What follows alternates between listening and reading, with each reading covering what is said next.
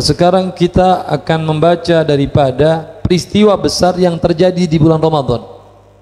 Apa peristiwa tersebut? Yaitu perang Badar Al-Kubra, perang Badar yang besar. Peperangan ini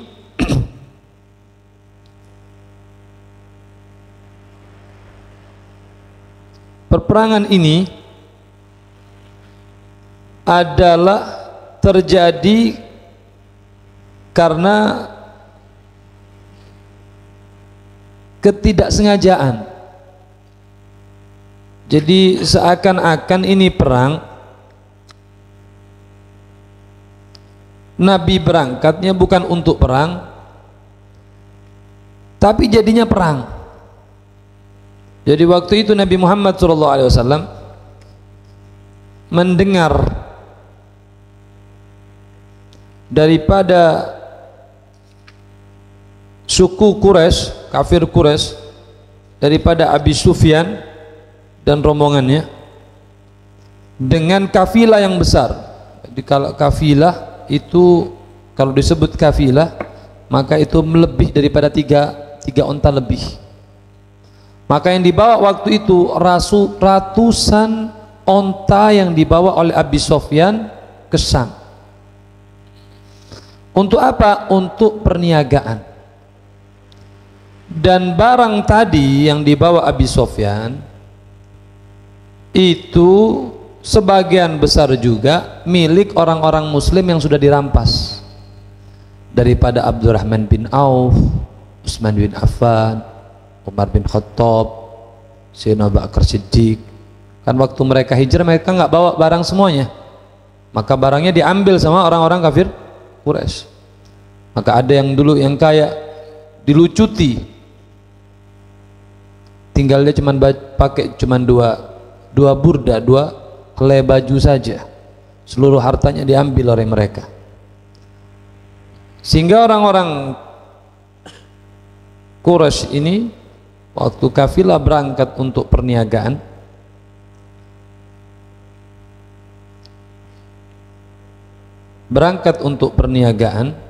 maka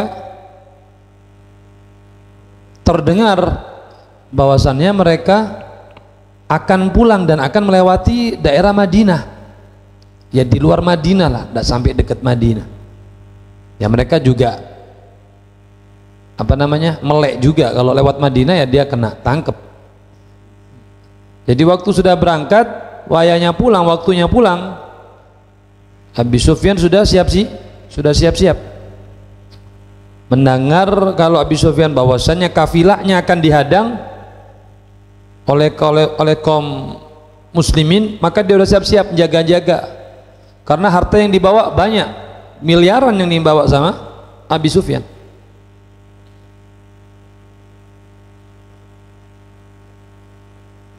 Waktu itu Nabi Muhammad SAW untuk mencari kabar tentang rombongannya Abi Sufyan, Nabi utus 2 orang, namanya Busbus bin Amr dan Adi. 2 sahabat ini diutus sama Nabi Muhammad SAW untuk melihat, mengintai orang-orang kafir Quraisy sudah sampai di mana, sehingga dicarilah kabar, diintai oleh Busbus ini sama Adi. Diintai, dia sudah lihat bahwasannya tentara Quraisy sudah hampir dekat melewati tempat yang dimana Nabi akan menyerang. Nyerangnya Nabi bukan untuk membunuh, tapi untuk merampas harta orang-orang muslim yang kemarin diambil. Maksudnya Nabi mau membalas barangnya mereka, mau diambil sekarang. Sufyan sudah waktu tahu tadi Abu Sufyan, wah ini mereka Abu Sufyan juga pinter juga, dia dalam urusan seperti ini dia sangat pinter, sehingga dia sudah siap-siap cari intel-intel untuk menjaga. Karena nggak biasanya Biasanya kalau rombongan kafilah besar itu dijaga oleh pasukan hampir 100 atau 1000 orang. Waktu itu mereka nggak pakai pasukan yang banyak untuk jaga kafilahnya tadi, cuman 40 orang saja. Jadi kalau dibanding dilawan dengan rombongan Madinah, dengan rombongan Nabi Muhammad, maka dia akan kalah, karena Nabi waktu itu menyiapkan 313 orang sama Nabi 314. Sehingga waktu itu sahabat diajak sama Nabi Muhammad, ayo ini ada kafilahnya Abu Sofyan, kafilahnya orang Quraisy, ini dia mau balik, ayo kita ambil harta kita yang dulu diambil, kata Nabi Muhammad.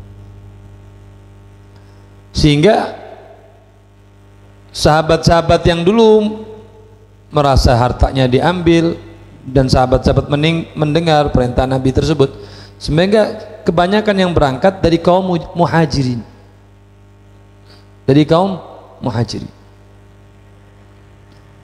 Kaum Ansor cuma beberapa saja, ya mungkin kalau umpama 313 mungkin orang Ansornya setengah-setengah, setengah Ansor, atau kita ambil gampangnya setengah Ansor setengah muhajirin.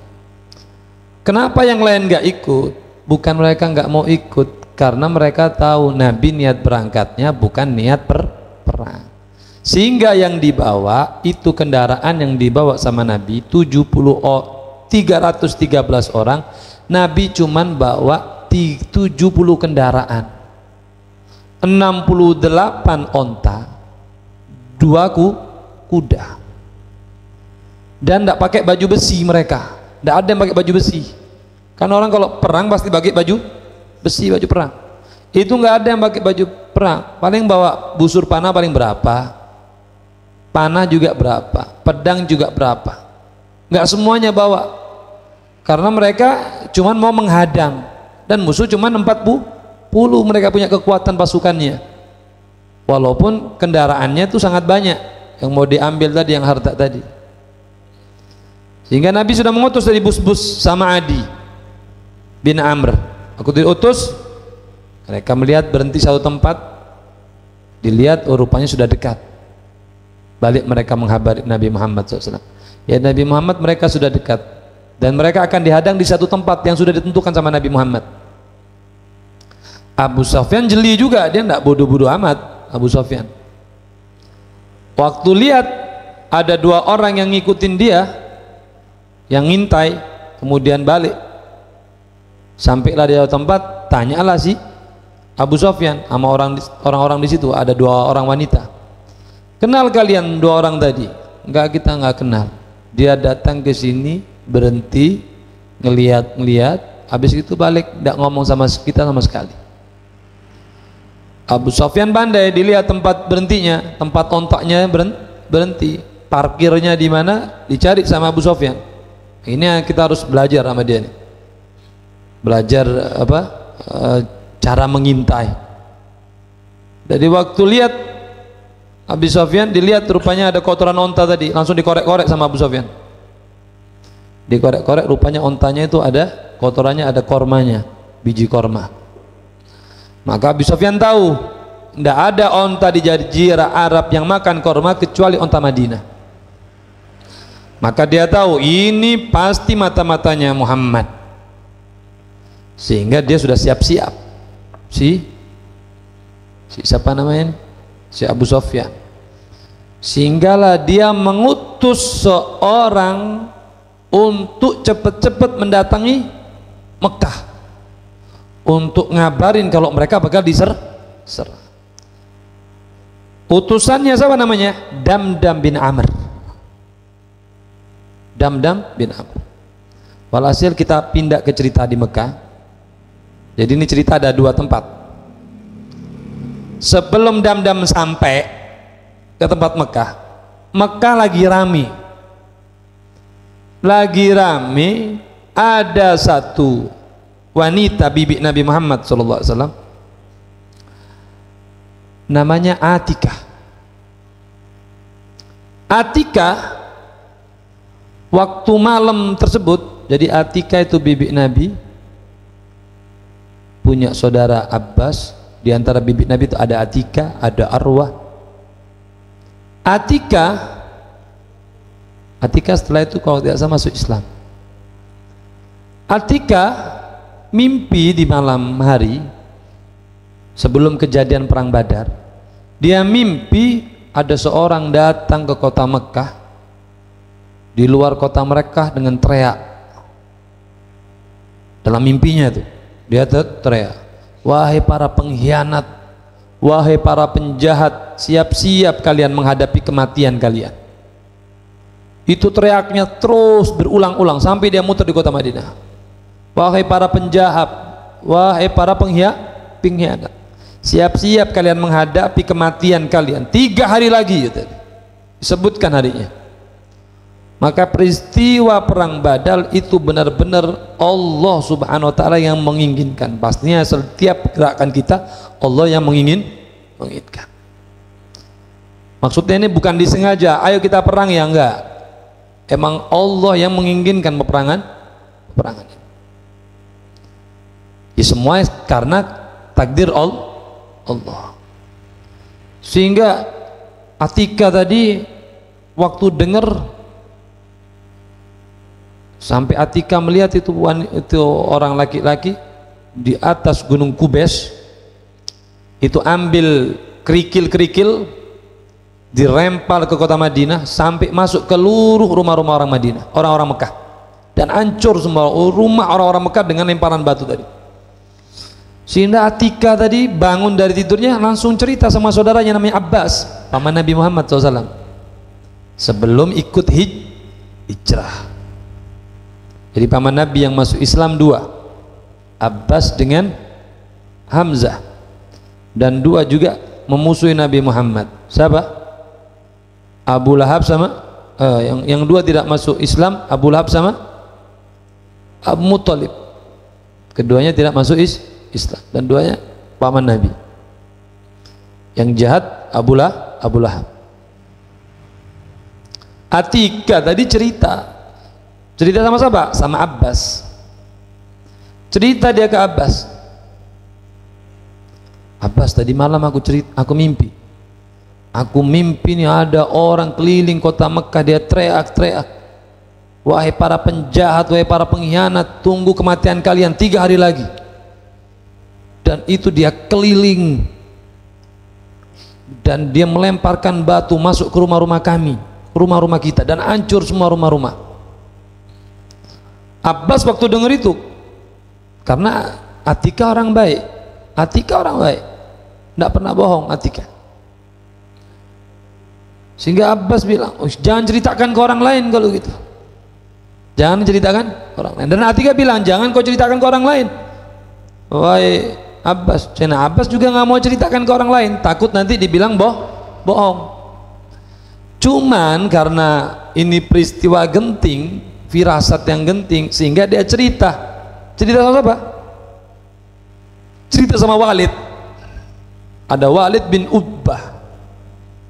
Walid tadi diceritain sama Abbas, diceritain sama Atika apa sama Abbas.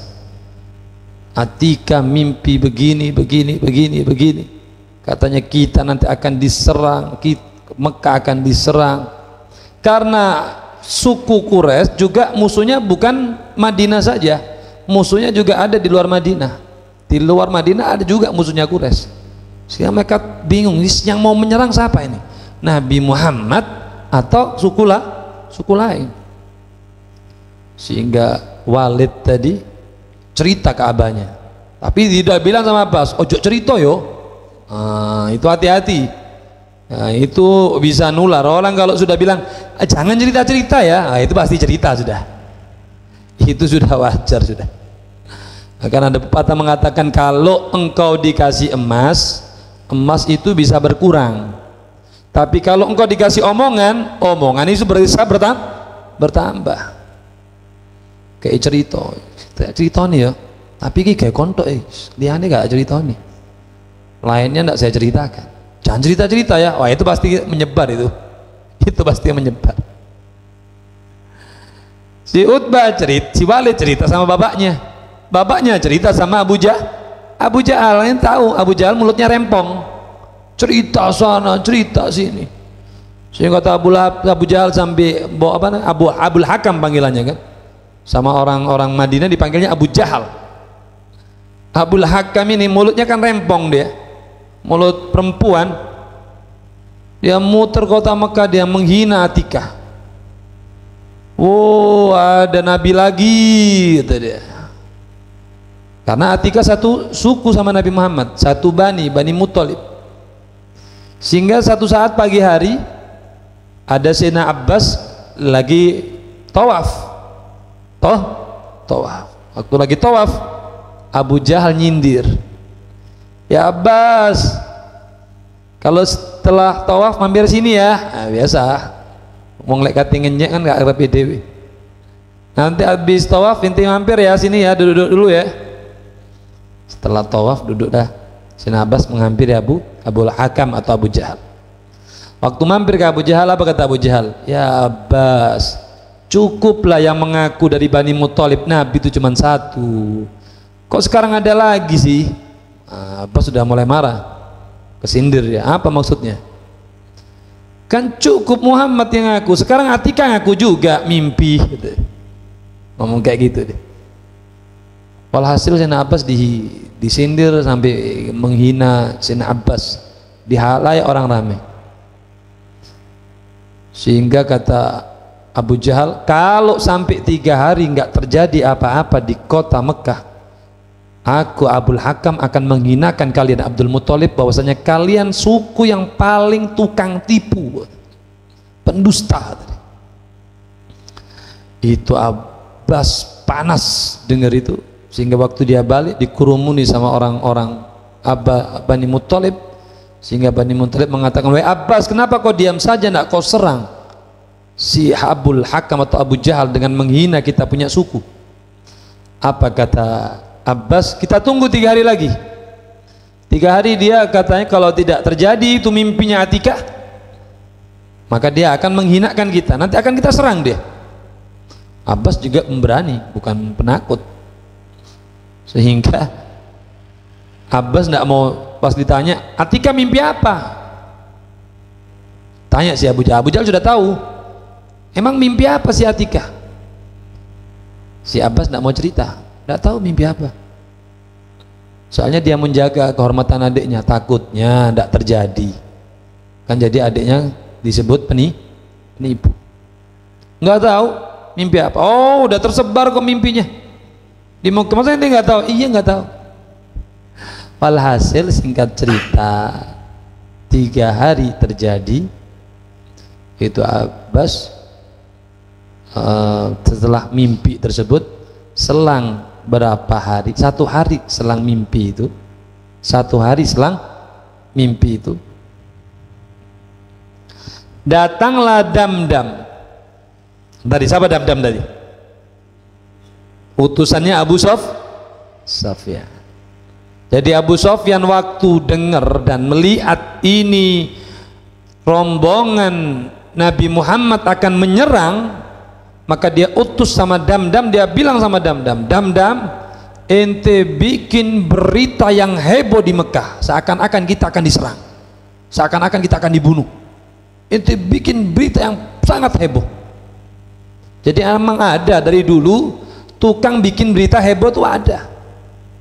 Kayak sekarang tuh rame PKI yang gitu kan, ini sudah PKI semua semacamnya dah. Jadi orang udah ketakutan kayak dulu, dibikin berita-berita hoax. Nanti ada berita lagi, ini ada ini lagi, ada ini, nanti bakal ini kiamat 2012, bahkan ada tukang berita-berita heboh, ini PKI muncul lagi, sehingga kita pada takut semua, apalagi ada orang gila muno apa anu imam, banyak lagi berita-berita. Emang kayak gitu, emang ada orang-orang dari yang kanan sama yang kiri, emang model-model ada tukang suka bikin berita heboh. Damdam disuruh, si Damdam itu disuruh Damdam itu bikin berita yang heboh, sehingga Damdam emang spesialis bikin berita heboh. Sehingga apa dipikirin sama Damdam? Masuk dia sebelum masuk Batha. Batha itu sebelum gerbangnya Madinah, gerbangnya Mekah. Itu si siapa namanya? Si Damdam sudah nyobek-nyobek bajunya. Kelambinnya disuek-suek. Kayak orang habis disiksa. Terus ontaknya ditusuk, dibunuh. Darahnya onta dilumurin di badannya dia. Sudah gitu dia jalannya itu sambil ngesot-ngesot. Nanti jalan jatuh. Padahalnya enggak apa-apa dia. Sehat walafiat. Emang ada orang emang spesialis model kayak gitu tuh ada. Nyampe dia di pintu Madinah itu udah teriak-teriak, pintu Mekah teriak-teriak dia. Al-Ghos, Al-Ghos, pertolongan, pertolongan. Ada penyerangan, penyerangan. Walhasil dia teriak itu si Damdam. Damdam tadi sudah teriak-teriak segitu rupa, itu keliling kota Mekah si Damdam. Tolong, tolong. Ini rombongan kita mau diserang. Sehingga yang pertama lihat 1 orang, 2 orang, 10, 20, 40, sampai ratusan orang kumpul. Sampai Abu Jahal ngelihat dia darah-darah. Waduh, ente dia apa? Wah, disiksa kita ini semacam ini. Padahal ya nggak apa-apa. Kalau dipegang darah-darah, bukan darah manusia, darah onta. Ya seperti orang sekarang bikin berita hoax. Hati-hati, tentara Cina sudah bawa pistol ini semacamnya, ditaruh di sini dengan kapalnya, nggak tahu di mana itu, wallahu a'lam. Memang ada orang seperti Damdam ini, emang tugasnya seperti suka bikin heboh, sehingga Abu Jahal lihat itu, wah pikirannya Abu Jahal macam-macam dah. Bagaimana kafilah kita terancam, kita butuh pertolongan, kalau enggak barang-barang kalian akan hilang. Karena itu barang-barangnya orang-orang besar, Abu Jahal, Umayyah bin Khalaf, Abu Lahab, Abu Sofyan, itu hartanya mereka. Jadi mereka kalau nggak ente selamatin, ya udah hilang, diambil sama Muhammad. Sehingga Abu Jahal teriak-teriak takut ya, dia takut karena Abu Jahal itu paling cinta hartanya daripada yang lainnya. Dia bisa mengorbankan istri sama anaknya untuk hartanya. Itu model-model Abu Jahal sekarang ini banyak. Dia berani mengorbankan istrinya, anaknya untuk menyelamatkan hartanya. Kalau sekarang tuh di beberapa daerah dia bisa menjual istrinya untuk makan dirinya. Nah, ini model-model Abu Jahal. Apa lu? Hah? Apa? Daya lah ini guys. Arek TK agen tinggal.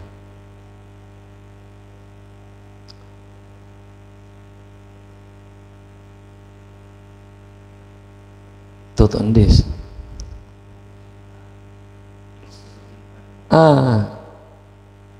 Abu Jahal tuh sampai kayak gitu. Dia bisa mengorbankan istrinya demi hartanya, demi hartanya, anaknya bisa dijual sama dia. Itu Abu Jahal.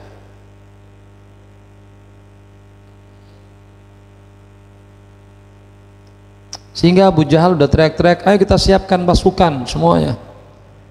Pokoknya Damdam tadi diminta sama Abu Sofyan, hari itu ya apa caranya ente bikin heboh, mereka siapkan sore itu langsung berangkat. Jadi datang pagi dia bikin heboh, genting, langsung hari itu berangkat. Itu Abu Sofyan udah siapkan, seluruh suku Quraisy dikumpulkan semuanya, ayo persiapkan, sampailah tersiap 700 pasukan dengan senjata lengkap, baju besi, tombak, busur, panah semuanya udah siap. Disiapin sama rombongan Abu Jahal 700 orang. Tinggal satu rombongan yang enggan untuk ikut karena takut. Siapa namanya? Rombongannya Umayyah bin Khalaf, yang kemarin kita ceritakan tuh Umayyah. Jadi Umayyah sebelum kejadian perang Badar itu Umayyah punya teman akrab namanya Sa'ad bin Mu'ad, kepala suku Aus di Madinah. Dia punya sahabat karib itu Umayyah namanya Sa'ad bin Mu'ad, pimpinan Aus di Madinah. Waktu sudah Nabi Muhammad hijrah, Sa'ad bin Mu'ad pingin umroh, pingin ibadah di Mekah, karena dia punya kenalan Umayyah, karena Umayyah itu teman akrabnya. Umayyah kalau ke Madinah nginep di rumahnya Sa'ad bin Mu'ad, Sa'ad bin Mu'ad kalau ke Mekah nginep di rumahnya Umayyah. Sehingga si Umayyah, si Sa'ad pengen ke Madinah, bilang sama Umayyah, Umayyah saya pengen ibadah, saya mau ke Mekah, saya mau tawaf, saya mau ibadah. Apa kata Umayyah? Yaudah berangkat aja, nggak apa-apa, berangkat aja. Iya saya sendirian, kata Sa'ad. Berangkatlah si Sa'ad dengan jaminan Umayyah. Tapi Sa'ad mengatakan, aku masuknya malam hari biar orang-orang nggak lihat. Sehingga dia masuk malam hari ditemani oleh Umayyah. Si Sa'ad ditemani sama Umayyah untuk tawaf. Waktu awal tawaf rupanya ada Abu Jahal. Abu Jahal ngelihat si Umayyah lagi tawaf sama seseorang yang dia nggak kenal. Ditanya sama Abu Jahal, siapa tuh? Ya Umayyah, kau bersama siapa? Man ma'ak? Kau sama siapa? Ini adalah Mu'ad, Sa'ad bin Mu'ad, pimpinan kepala suku Aus, orang Madinah. Wah, waktu dia dengar orang Madinah, wah kupingnya udah panas. Langsung dibentikkan itu Sa'ad bin Mu'ad dan diancam langsung sama Abu Jahal. Ya Sa'ad, kau tidak bakal bisa keluar dari kota Madinah, kau tidak bakal bisa keluar dari kota Mekah. Kata Sa'ad, kok bisa? Saya pasti bisa untuk keluar dari kota Mekah, karena dia juga orang hebat. Kita akan melawanmu wahai Sa'ad. Apa kata Sa'ad? Saya juga berani ngelawan kau wahai Abu Jahal. Disangka dia tuh takut. Ya, orang hebat, dia ini orang hebat. Ente kepala suku, anak juga kepala suku, ayo kita duel, kata si Sa'ad. Apa kata si Sa'ad? Kata si Abu Jahal, pokoknya engkau keluar, kalau engkau keluar kau bakal mati, kau nggak bakal keluar hidup-hidup dari kota Mekah. Apa kata Sa'ad? Kata Sa'ad bin Mu'ad, aku akan melawanmu, aku menang atau kalah. Kalau aku mati, pasukanku nggak bakal tinggal diam, kau akan dicari, karena dia punya pasukan terbesar di kota Madinah. Singkat cerita, walhasil duet mulut cekcok itu Abu Jahal sama Sa'ad. Sampailah Umayyah menghela omongan dua orang tadi. Sa'ad, janganlah kau angkat suaramu depan pimpinan kita Abul Hakam. Ini Abul Hakam kita punya kepala suku. Janganlah ente nyela, janganlah ente suaranya keras, kencang, tinggi. Sa'ad waktu dengar itu marah dia. Umayyah, kau temanku, kau jaminanku, kau yang menjaminku. Sekarang kau bela si Abu Jahal. Ya sudah, kalau gitu mulai sekarang kita nggak berteman lagi, aku lepas denganmu, kata si Sa'ad. Dan ingat, kata Sa'ad, nuding si Umayyah, dan ingat, aku punya Nabi Muhammad pernah mengatakan bahwasannya kami akan membunuhmu. Itu waktu itu dia megang dupa. Waktu dengar kalau Nabi Muhammad bakal membunuhmu, itu langsung jatuh itu tempat dupanya. Waktu tempat dupanya jatuh, dia gemetar ketakutan. Kemudian dia mengatakan, Muhammad ngomong seperti itu? Iya, Muhammad ngomong seperti itu. Kami bakal membunuh. Aku mau tanya, kalau begitu di mana aku akan dibunuh? Tempatnya di mana? Kami nggak tahu. Yang pasti kami akan membunuhmu. Kemudian ketakutan. Karena dia tahu Nabi Muhammad itu nggak pernah bohong. Nabi Muhammad tidak pernah bohong. Dia tahu Nabi Muhammad tidak pernah bohong. Saking takutnya dia tinggalkan Abu Jahal sama saat pulang dia ke rumah. Waktu ditinggalin dua orang ini, yang pastinya kalau Abu Jahal punya nyali, dia pasti berantem. Karena nyalinya ciut, pulang juga dia. Si Abu Jahal mulai gak wani, sama Sa'ad gak berani, sehingga Sa'ad pulang ke Madinah. Waktu pulang ini Umayyah balik ke rumah istrinya. Kemudian istrinya tanya, mana Sa'ad? Sa'ad sudah pulang. kau tahu apa yang diberitakan saat untukku malam ini? Apa beritanya? Bahwasannya Muhammad akan membunuhku, kata dia. Nanti aku akan terbunuh oleh Muhammad, oleh orang-orang muslim. Siapa yang bilang? Yang bilang Muhammad. Istrinya kaget. Muhammad bilang kayak gitu. Kenapa emang? Muhammad nggak pernah bohong. Bojone ngerti kalau Nabi Muhammad nggak pernah bohong. Wah, ini bakal terjadi. Muhammad nggak pernah bohong. Sehingga kata suaminya si Muawiyah, sudah tenang wahai istriku, aku janji kepada engkau aku tidak akan keluar kota Mekah. Aku selamanya tidak akan keluar kota Mekah tadi. Itu sebelum datangnya si Damdam. Waktu Damdam datang, terkumpullah 700 pasukan. Tinggal satu pasukan yang dipimpin Umayyah tidak mau berangkat. Dan Umayyah punya pasukan paling banyak 300 orang. Kalau 700 itu 7 suku, satu suku 100, satu suku 100. Umayyah paling banyak, sehingga Umayyah waktu orang sudah mau berangkat, Umayyah cuma duduk di depan Ka'bah dengan 300 orang. Waktu itu Abu Jahal lihat si Umayyah ini kok nggak berangkat, ayo Umayyah berangkat. Kata Umayyah, hei Abu Jahal, ente ndak ingat mimpinya Atikah? Kok ndak ingat mimpinya Atikah yang akan datang 3 hari kita akan dibunuh? Apa kata Abu Jahal? Sudah, itu hanya mimpi. Ngomong lagi, kau ndak ingat apa kata Sa'ad bin Mu'adz untukku kalau aku bakal dibunuh sama Muhammad? Sudah, jangan percaya itu omongan, kata Abu Jahal. Ayo kita berangkat, kita nih pasukanmu paling banyak 300, kok dijaga sama 300 orang, aman kita. Ya kayak Abu Jahal perang itu, nanti tahu Abu Jahal perang itu, Abu Jahal itu dikelilingi sama pasukannya. Sudah dikelilingi sama pasukannya itu, Abu Jahal pakai baju besi dari atas sampai kepala itu tidak ketutup kecuali satu tempat tok. Saking takutnya dia untuk melawan Nabi Muhammad. Itu apa kata Umayyah? Enggak, aku tidak mau pergi, aku tidak mau budal. Aku percaya dengan omongan Muhammad, aku tidak mau pergi. Dan dia sudah janji sama istrinya tidak mau pergi. Baliklah Abu Jahal pulang ke rumah, bawalah dia bukhur, dia ambil minyak wangi bukhurnya istrinya, karena aib seorang laki-laki pakai minyak wanginya perempuan. Sehingga anggaplah minyak wangi, dibakar itu minyak wangi bukhur tadi, didatangi si siapa namanya, Umayyah bin Khalaf, dia lagi duduk di depan pasukannya 300 tadi.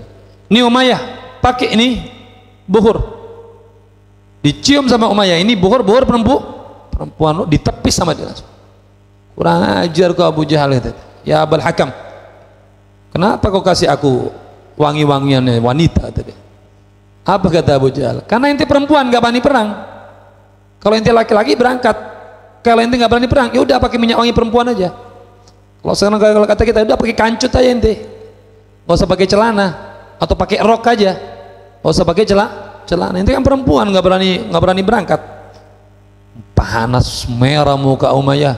Wah, udah anak berangkat. Jadi dia berangkat karena itu hikmahnya, mukjizatnya Nabi, kalau dia bakal mati walaupun dia sudah jaga dirinya, dia tidak mau pergi. Istrinya bilang jangan pergi, dia tidak mau pergi. Abu Jahal maksa dia nggak mau sehingga waktu dihinakan kayak gitu dia balik sama istrinya, dia izin sama istrinya, dari istriku aku mau pergi. Kenapa kok mau tiba-tiba mau pergi? Iya, tadi aku dihinakan sama Abu Jahal di depan orang dengan minyak wangi yang perempuan, sehingga aku bilang iya aku pergi. Kau nggak lupa apa dengan kata-kata Sa'ad bahwasanya engkau akan terbunuh, kata Muhammad. Iya, aku nggak lupa itu kata-kata, kata dia. Tapi nanti aku akalin, nanti aku jalan di belakang, nanti orang-orang udah berangkat aku balik. Jadi mau ngakalin dia. Cuman Abu Jahal nggak kehabisan akal. Abu Jahal itu memang kurang ajar, nggak kehabisan apa kata Abu Jahal? Posisi di depan rombongannya Umayyah, kita di belakang, karena Umayyah pasukannya paling banyak. Ya Umayyah mau tidak mau berangkat, nanti setiap berhenti didatangi Umayyah, ayo Umayyah jalan. Dia tahu ini Umayyah mau bakal balik. Tapi itu kita lihat mukjizatnya Nabi, Apa mujizat Nabi? Tahu kalau Umayyah bakal mati. Berangkatlah si Umayyah dengan rombongan tersebut, walaupun dengan marah-marah tadi. Sebab apa ini berangkat ini pasukan? Sebab sidam. Tapi orang kafir Quraisy itu mau berangkat itu mereka takut. Kalau berangkat itu mereka takut apa? Nanti rombongan suku lain yang musuh sama Quraisy takut nyerang juga. Namanya suku Kanana, itu ada peristiwa panjang juga. Pokoknya hasil mereka takut. Subhanallah, setan tidak berhenti di situ, sehingga setan menjelma jadi dari suku Kanana, membisiki, kalian gak usah mikirin Kanana, kami dari suku Kanana tidak akan menyerang kalian, berangkatlah kalian. Setan rupa manusia. Makanya hati-hati kalau ente ngelakuin maksiat, ada yang nguatin ente, bisa jadi itu kepala setan. Ente udah nggak mau ngelakuin zina, dipaksa, sudah ini sekali aja. Wah, ini kepala setan. Menguatkan kita untuk melakukan maksiat. Walhasil sehingga mereka berangkat untuk menyambut daripada pasukan Nabi Muhammad SAW. Dan Nabi Muhammad waktu itu tidak ingin berperang. Apa yang terjadi? Maka akan kita jelaskan peperangan tersebut di esok hari. Wallahu ta'ala alam, walhamdulillah, wassalamualaikum warahmatullahi ta'ala wabarakatuh.